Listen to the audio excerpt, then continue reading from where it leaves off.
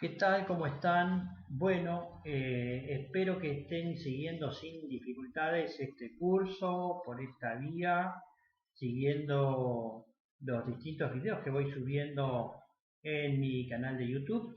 Les quiero informar que me llamó la atención la cantidad muy importante de seguimiento de estos pequeños videos, lo cual es un indicador positivo de que efectivamente la mayoría, la enorme mayoría de los estudiantes de ustedes vienen siguiendo este curso.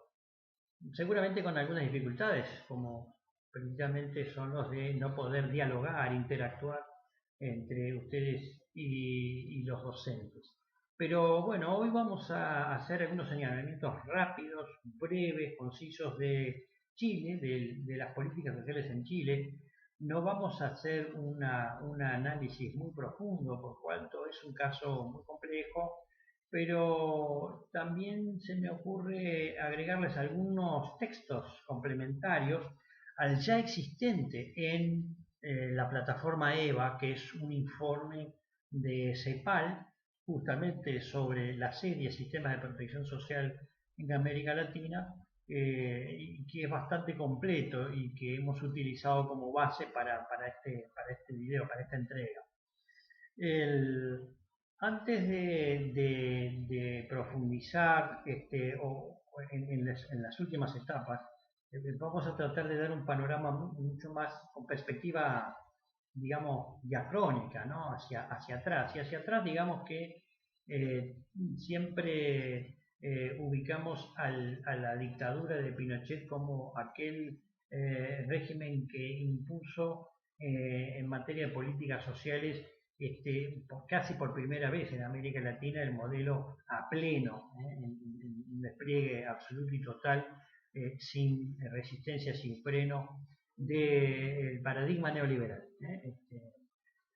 Lógicamente, ¿no? En una dictadura con constreñimientos a las libertades, las organizaciones sociales prohibidas, la oposición encarcelada, exiliada, presa, torturada, en fin, con todos los medios al alcance de una dictadura que sofocó la voz de los chilenos durante toda su duración. Era, bueno, bastante sencillo aplicar un modelo inspirado en el neoliberalismo, ¿no? con, con los efectos que efectivamente, los impactos que efectivamente tuvo al final de este régimen autoritario. Antes de esa dictadura, antes del golpe de Estado del 11 de septiembre de 1973 en Chile, el país había desarrollado un sistema de seguridad social, digamos, con una intencionalidad de universalización, ampliando la cobertura de protección social en salud y educación, en fin, con una intencionalidad clara de abarcar la mayor cantidad de población en términos de cobertura y dispositivos públicos de protección social. De alguna manera, Chile fue, de cierta manera, pionera, junto con otros países, ¿verdad? Pero hubo intentos importantes en este sentido. Proceso que fue truncado precisamente por el golpe autoritario de Pinochet. La dictadura militar, en términos de políticas sociales, fue regresivo, fue realmente un desmantelamiento de lo que incipientemente ya se había perfilado en Chile, entre otras cosas porque privatizó, o por lo menos modificó sustancialmente el sistema de seguridad social, ¿no?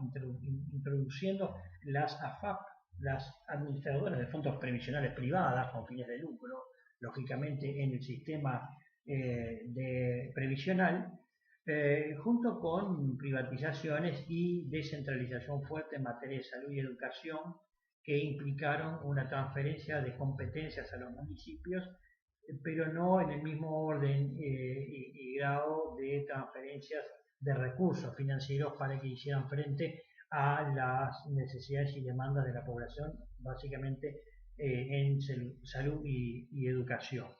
Eh, Esta fue la impronta de este régimen autoritario, además de una disminución sensible del gasto público social en ese periodo y una hiperfocalización de la atención de la pobreza. Es decir, se buscó a los más pobres entre los pobres para intentar generar respuestas. Rápidamente pasamos al periodo postautoritario, en donde podríamos dividir la última década del siglo XX, la etapa inmediata postautoritaria, en donde gobierna la concertación, que fue una coalición, una alianza de partidos políticos, Partido Demócrata Cristiano, Partido Socialista, otros partidos que formaron esta gran alianza que gobernó prácticamente los 30 años con dos interrupciones, la interrupción de Piñera en el año 2010 y el segundo mandato de Piñera que empieza, que está vigente, que pensó en el 2018.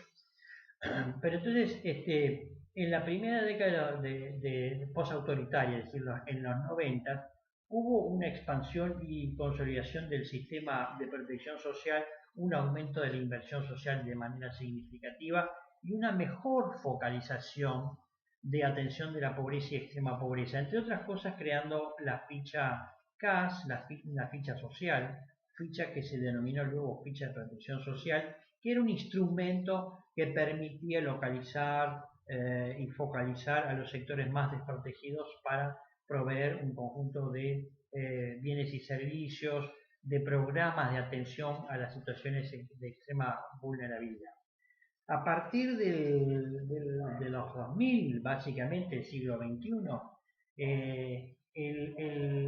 el enfoque es de ampliar notablemente el sistema de protección social, creando el programa Puente, el programa Chile Solidario, el FOSIS, que fue un fondo de inversión y solidaridad, que tenía el programa Puente como un programa, como a modo de puerta de entrada a todo el sistema de protección social, pero allí podemos decir que se crea, bueno, el programa Puente en el 2002, el FOSIS en el 2004, la Red Protege, que es una reorganización de todo el sistema de protección social en el 2008, en la creación del programa Chile Crece Contigo, que después tiene, digamos, programas de similar característica en Uruguay y en otros países, que es una atención más focalizada al binomio materno-infantil o a la población de niños y niñas menores de 4 años, y más recientemente en lo que se denominó la asistencia social o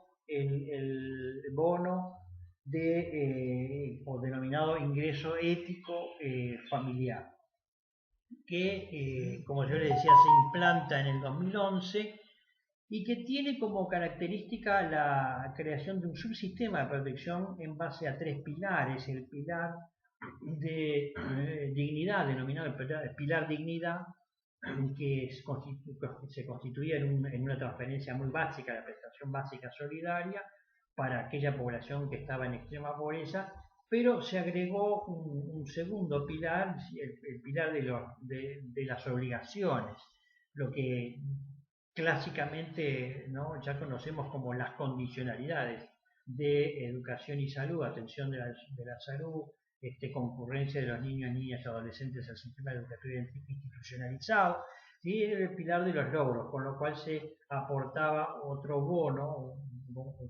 digamos, otra modalidad de transferencias condicionadas, en este caso a estas obligaciones. Por eso se denominaba pilar y se denomina pilar de las obligaciones.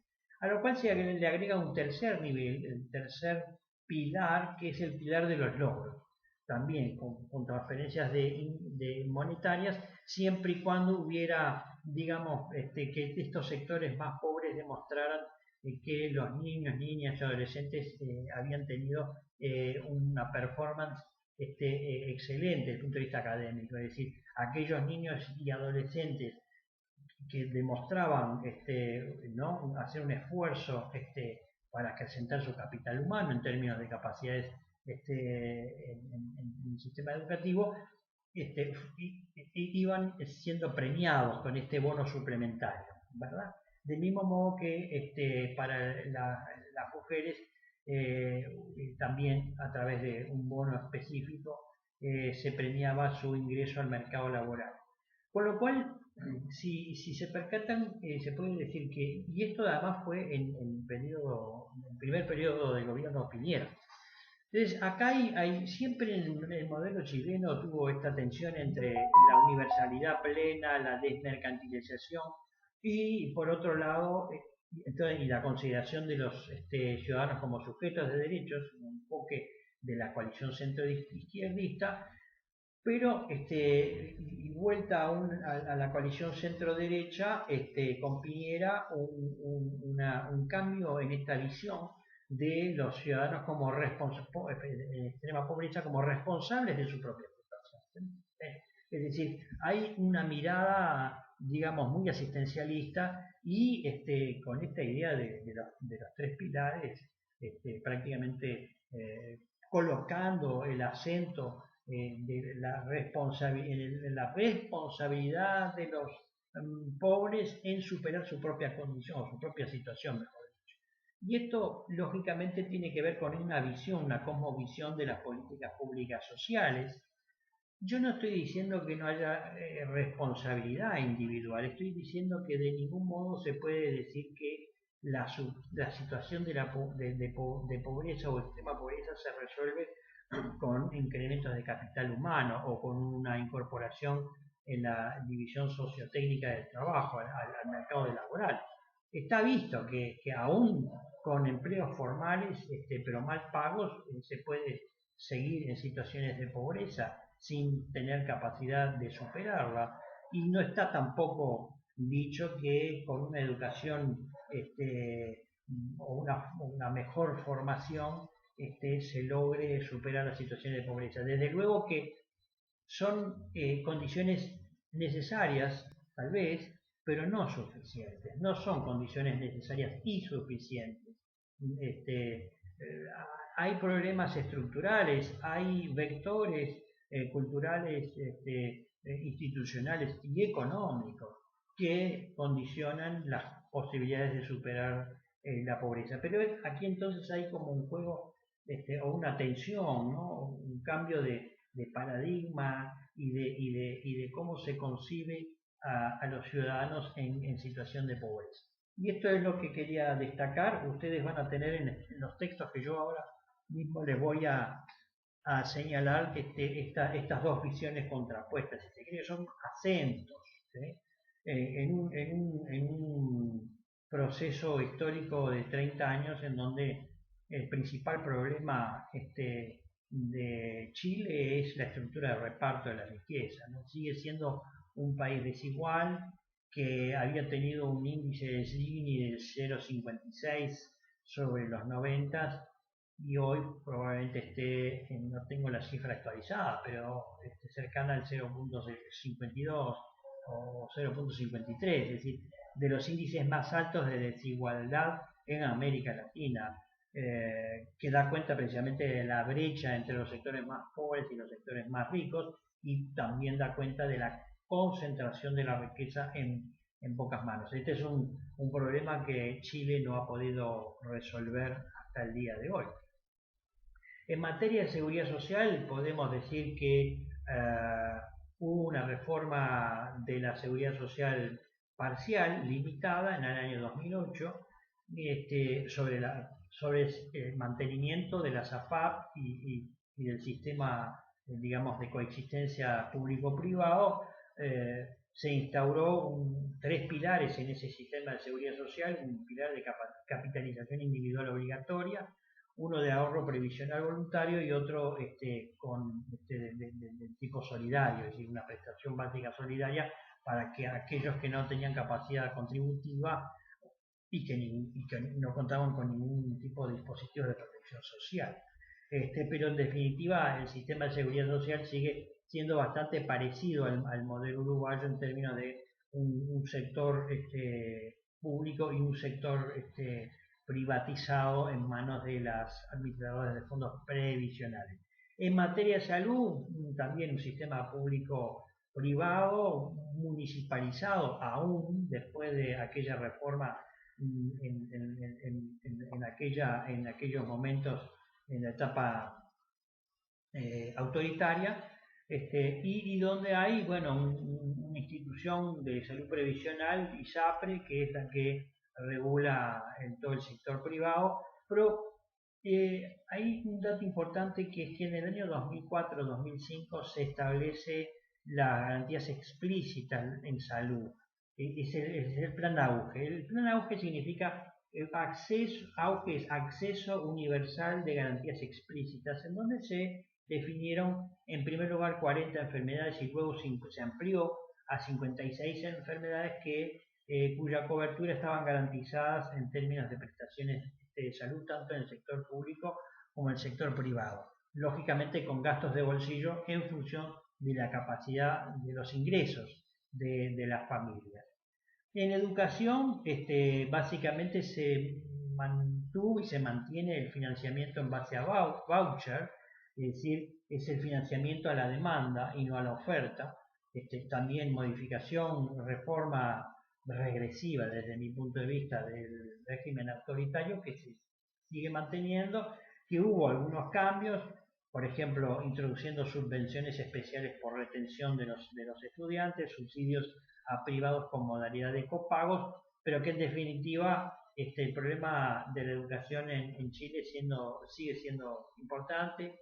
Dio lugar a importantes movilizaciones y protesta social por parte de los movimientos estudiantiles, acompañado por buena parte de la población chilena, y lógicamente con un sistema de educación superior a nivel universitario que todavía sigue siendo excluyente, aun cuando en uno de los gobiernos de Bachelet se introdujo una modificación que implicaba, por ejemplo, gratuidad para el 60% de los hogares más pobres, lo que no significa desde luego la universalización y gratuidad de los servicios educativos terciarios o universitarios, pero por lo menos un pequeño avance tímido, lo que dio lugar también a protestas, ¿verdad?